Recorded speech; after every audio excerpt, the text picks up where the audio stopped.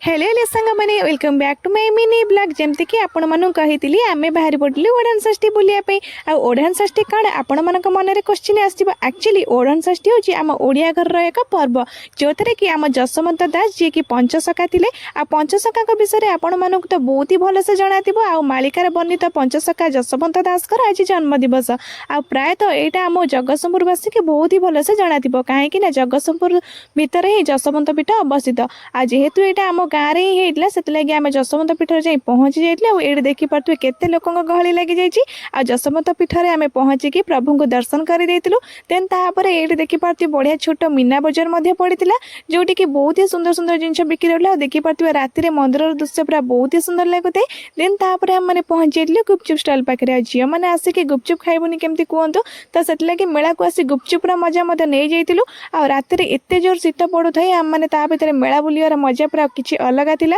then तापर सुंदर सुंदर चूड़ी थिला सब किसी आम मैंने शॉपिंग करूँ जेहेतु आम गाँ पाखे मेलाटी पड़ी तो से बहुत सुंदर सुंदर जिनस मिलता है आम ये बहुत सारा जिनस किणाकिणी करदेलु आ जेहेतु राति बहुत है शीत बढ़िबार लगी देन तापर ये गरमा गरम स्प्रिंग पोटैटो फ्राए खाई